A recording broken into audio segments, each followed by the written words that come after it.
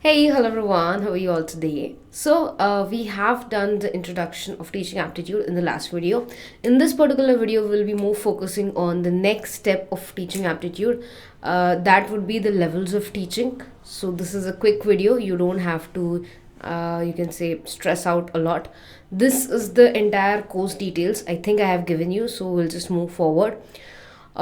We have completed towards the concepts of teaching, the basic characteristics of teaching, the basic requirements of teaching, and we have also gone through the basic characteristics. Now, today we'll be learning about levels. That is very important. So, we have to remember this entire table, which is here shown here. This table is very much important because there are various questions asked from this particular table, and after this table we'll be focusing on teaching is different and Bloom taxonomy. So you need to go through all the videos, and I'm just going in a normal speed so that everybody is able to understand, and make sure you have completed the syllabus once so that when we are doing it in a fast track you're able to understand things. Okay, now let's start. So uh, levels of teaching is basically three different levels. The first one is the memory level. After memory level we have understanding level, and after understanding level we'll go to the reflective level. So what are these three different levels and why do we need to learn this? Just let me quickly tell you. We have three levels as mentioned. So the first would be memory level. Only after completing the memory level one can reach to understanding level, and after completing understanding level you will go towards reflective level. So these are the three different levels. Now let us talk about why memory level is the first one, and then understanding, and then reflective. The main point here being memory level is a level where the child understands the basics. The basic, it means we can say the ABCD 1 2 3 4 or something which is actually required to get further knowledge. So when I talk about primary kids, or when I talk about pedagogy, andragogy, pedagogy, it is related to memory level, because here a child tries to learn how to remember stuff, how to cram all these things, so that these things will be helpful in the next level, that is understanding level. So the first level is memory level. Memory level is usually cramming based, remembering based, and after memory level we'll go to understanding level. In understanding level, a student tries to get more knowledge about logic, reasoning, question and answers, as well as principles and concepts. This is the main thing. One can achieve memory level only after one can achieve understanding level only after completing the memory level. Once memory level and understanding level both are completed, then we can directly shift towards reflective level. Reflective level can be considered as a pedagogy, and understanding can be considered as andragogy. So if you have no idea what is andragogy, pedagogy, pedagogy, these three are important topics, and I will be explaining that further. So reflective level is pedagogy. Pedagogy means independent learning. Here, because the child has all the knowledge he or she wants, or he or she is required to have, now the child can learn themselves. They can start experimenting with their knowledge, and they can start remembering things. They can start doing their own activities, doing their own work, doing their own research. So that is reflective level. So if I talk about a nursery KG kid, it would be in memory level, but if I talk about a 10th and 11th standard boy or a girl, it would be in understanding level. If I talk about a PhD student, a research student, a research scholar, I am talking about reflective level teaching. So these are the three levels. One more important which you need to learn, this is asked: autonomous level. Anybody who does not know autonomous level? Autonomous means natural learning. Make sure you remember that. Okay, in autonomous level, what happens is, a child being a human, like being a person, a child has his or her own capability to learn stuff through observations, through surroundings, through the environment and everything. So even there was an example to make people understand the autonomous level teaching. or autonomous level learning, I could say. If you leave a child in a jungle, you are not supposed to, of course, but this is just an example. So if you leave a child in a jungle between wild animals, if the child survives, he will be a part of the group, a part of a pact. So if that child is with all the, you can say, wolves, or with all the monkeys, with any group, the group is accepting the child and the child is accepting the group. So whatever the group behaves, the child will behave in the same manner. So here, even though there are no words involved, there's no communication might be involved in a non-verbal way, though there is no training involved, still the child is capable to learn something. How is that possible? Only and only because the child has a natural learning capacity. Every human being has a natural learning capacity. That is your natural ability to observe and adapt to the environment. So this is autonomous level teaching. Autonomous level is basically natural learning, where a child learns naturally by observing the environment and adapting according to the environment. So this is memory level, understanding level, reflective level. Now what do you need to remember? This entire page you need to remember. The first and the foremost important thing is memory level. The main prominent or the main author who worked very hard in the memory level is Herbert, whereas on understanding level, Morrison, whereas on reflective level it was Hunt. So you need to remember who gave these particular topics, or who were the main prominence of these three layers. First thing. Second thing, focus. As I said, I'll just go through this entire slide quickly because I had explained this in detail. So memory level includes training, it includes retaining the facts, learning, cramming. If you, in a sentence or in any question, if the words used are cramming, remembering, retaining the facts, they're focusing towards the memory level. But if the words used in the question are logic, understanding the concepts, cause and effect relationship, then they are moving towards understanding level. But if the questions use the words like open learning, independent learning, or reflective learning, or we can say problem solving skills, research, they are moving towards reflective level. So make sure you remember the keywords. These are the keywords which will help you to crack the right answer, to land on the right answer, because these keywords will be used either this way or that way in any question. Okay. So here, training of mental aspects, providing knowledge, facts, retaining of learned facts, recalling the facts. Here is the system of learning. It was once asked. It is not repeatedly asked, but it was once asked. In social system, like in memory level, teacher plays a primary role and the student plays a secondary role, because teacher is the person who decides everything, what is to be done, how is to be done, how to make students study this particular topic and everything. Whereas on understanding level, both play the same role, but teacher has still an authority or a control over the student. Whereas in reflective level, the system is completely changed. The student plays a primary role and the teacher plays a secondary role. Evaluation system is almost same in all of these. Okay, after going towards the levels of teaching, let's quickly move forward how teaching is different. There are 4 words here: conditioning, indoctrination, training, and instruction. So how these 4 words are completely different from each other, I'll be just explaining to you quickly. First is conditioning. Conditioning means creating a habit. Okay, so conditioning is, you can see a theory, a conditioning effect, that is done with a dog.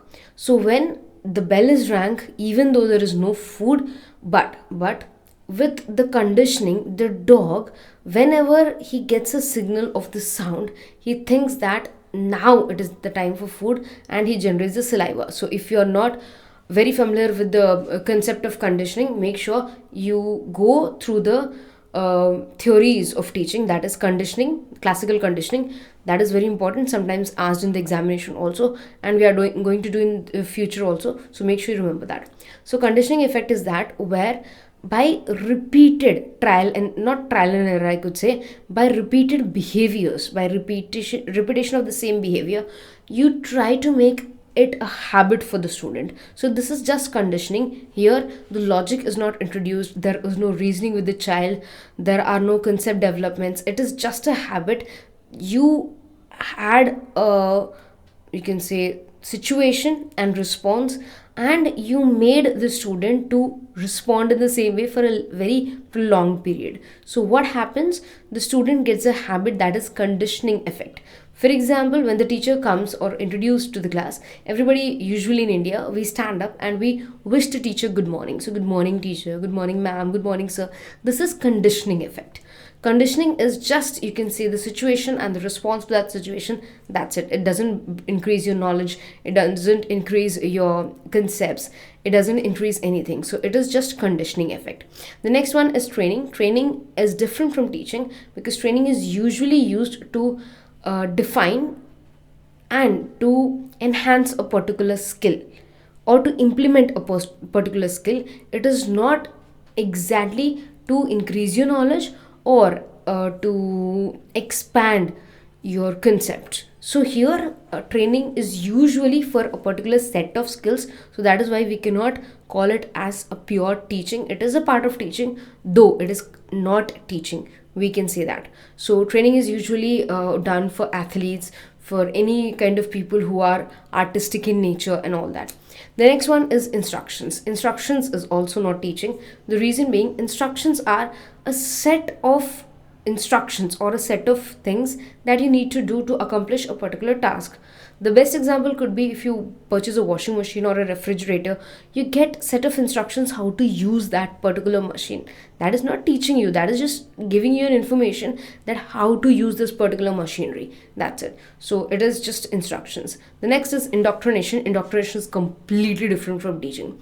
Indoctrination is actually posing your belief, is you can say forcing your belief on someone else, that if I believe this to be true, you too have to believe that. There is no logic behind, there is no concept behind, there is no explanation to it. It is just forcing your own thoughts and beliefs on the other person. So that is indoctrination. It's not actually teaching. Now we have Bloom taxonomy, but before going to the Bloom taxonomy, let me share you with the three different methods of teaching. We have actually various methods of teaching, not only three: teacher-centered method, learner-centered method, context-focused method, and participative method. So the first box, as you can see, this one, I'm talking about this, all four boxes. Teacher-oriented or teacher-centered method is where teacher determines everything, where teacher decides what to be taught, how to be taught, and it is usually a traditional in nature, where teacher gets to decide everything. Whereas right now we have student centered methods, where teacher decides everything according to the needs of the student, according to the needs of a particular group, according to their level of accuracy or level of expertise. So learner centered is more focused on the students. They are, you can say, demand driven, where how the students react, according to them the teacher reacts. So this is a completely new phenomena as compared to the traditional. So this is kind of a modern teaching method. The next one is content focused, where neither the teacher is more important or the student is more important. The more important task is the content, to complete the entire syllabus or to complete the content. For example, UPSC examinations, the level of topics in UPSC examinations is humongous. So to complete that syllabus is big task. So here, neither teacher is important nor learner is important. The content is important. And the last is participative method or interactive method. This is the new method or the modern method, where teacher and student both have interaction with each other on regular basis to make this entire teaching thing fruitful. That is called, you can say, participative method. Let's go to the next one, that is large group teaching method, small group teaching method, and individualized teaching method. I hope with the name alone you're able to understand or make sense out of it. Large group, where large number of students are taught. So here it can be further divided into lecture method, team teaching method, audio video method. Small group teaching method means where there are limited number of students, say 15-20. So it would include your group discussions, your panel discussions. Then we also have your simulation method, and many other. I'm not able to remember it quite now. The last one is individualized teaching method, where only a teacher and only a student is involved. Only two people are involved. Heuristic method can be one of those, and instruction method could be one of those. So these are the further examples. You have to go through that once, because that is a very lengthy topic again. The last methods are online methods and offline methods. Offline was your traditional method, where in the school or colleges you used to go to the classroom, you used to sit there in the college or in the school, and then a teacher used to teach. That was offline method. But right now, due to increase in the technology, we are able to switch to online methods, where you don't have to travel and you have multiple options for the teachers. If you don't like one teaching, you can switch to the other teacher very easily. So that is online teaching methods. Okay, so these are the methods of teaching. You have to remember these are the basic, I could say. Okay, but please go through the large group teaching method, small group teaching method, individualized teaching method more in a detailed manner, because this is more important. Okay, now moving forward towards Bloom taxonomy. Bloom taxonomy is given by Benjamin Bloom sir in the year 1956, if I'm not wrong. I think, if I'm wrong, I'll just post it here, but I think it is in 1956. Bloom taxonomy is given by Benjamin Bloom sir, where Benjamin Bloom sir said that education or teaching, or a person when he learns, it can be derived out of only these three domains. The first one is cognitive, the second one is psychomotor, and the third one is affective. Cognitive is related to your mind. So if you're able to make logic out of things, or if you're able to understand things, then only you'll be able to understand certain things like maths, science, calculations, numericals, everything. So you need to have a fully functional or fully developed brain to understand the logic.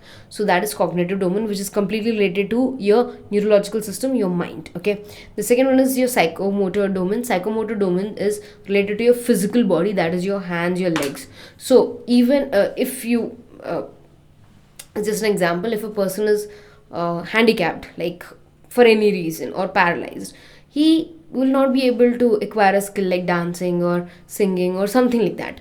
So if you are learning a skill like dancing, singing, cycling, or something, you need to have a good coordination of your body and your mind.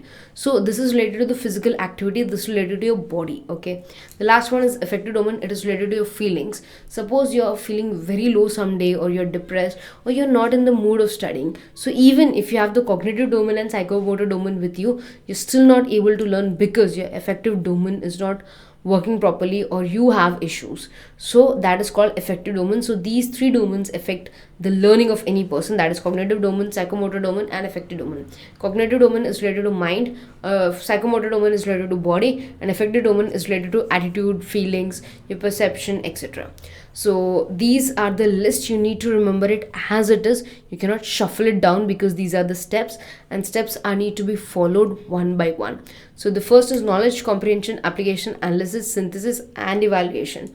Psychomotor domain: imitation, manipulation, precision, articulation, sequence and performed consistency, naturalization. Affective domain: receiving phenomena, responding phenomena, valuing, organizing, characterization. And suppose you're not able to understand this, I have made a video on all these topics on YouTube. It is available on the free platform, so you just go and check it out. This is a very simple thing. Okay, but make sure you remember all these. Now let's take a small break, and after the break you can come back. We will start with the factors affecting teaching and Dilkone's model and other topics of teaching. So make sure you wrap it up quickly, and then we'll go to the next video. Okay, bye everyone.